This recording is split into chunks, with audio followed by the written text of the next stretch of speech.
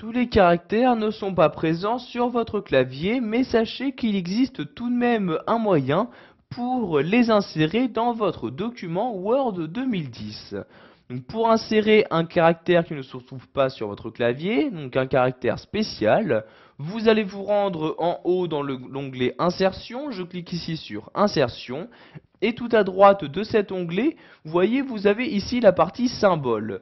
Je clique donc ici sur symbole comme ceci et donc le menu comme ceci s'ouvre où vous avez donc dans une première partie de ce menu les symboles les plus utilisés. Donc par exemple, vous voyez ici le symbole euro, le symbole livre comme ceci, le symbole yen, etc. Donc vous avez vraiment tous les symboles les plus utilisés.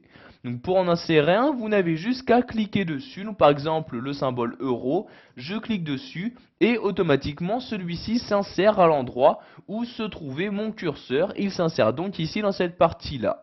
Donc sachez qu'une fois le symbole inséré, celui-ci se gère exactement de la même manière que tous les caractères. Donc, par exemple, pour le supprimer, j'appuie ici sur la touche retour arrière de mon clavier. Donc je vais maintenant ici me placer mon curseur à cet endroit-là pour insérer donc un autre symbole à cet endroit-ci.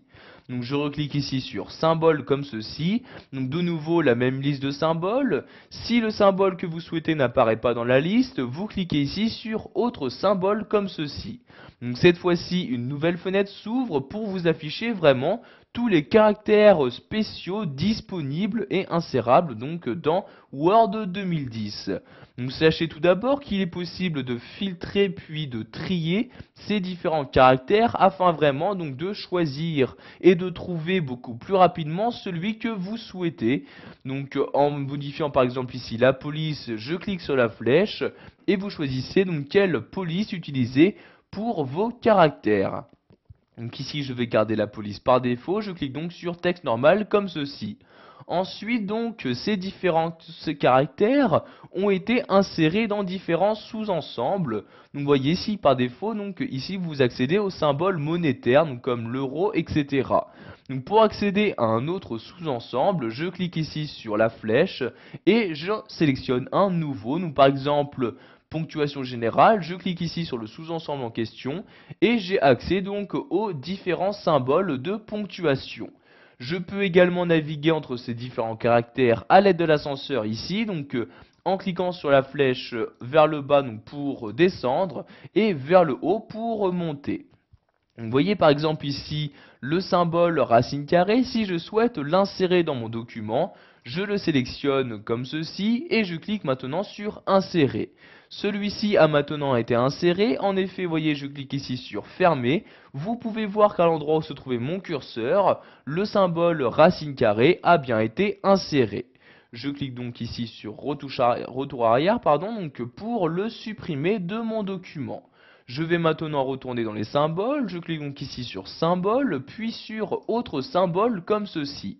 Donc vous avez ici donc la plupart des symboles insérables, mais pour vraiment tous les avoir, vous cliquez ici sur caractères spéciaux et vous avez maintenant les caractères spéciaux qui s'affichent ainsi que leurs touches de raccourci correspondant.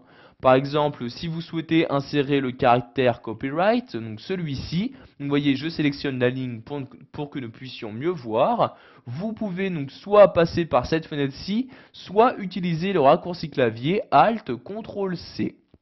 Donc ici par exemple si je veux insérer le copyright, je sélectionne la ligne, je clique ici sur insérer comme ceci. Donc maintenant je clique sur fermer pour fermer la fenêtre et voyez le symbole donc, correspondant a bien été inséré dans mon document.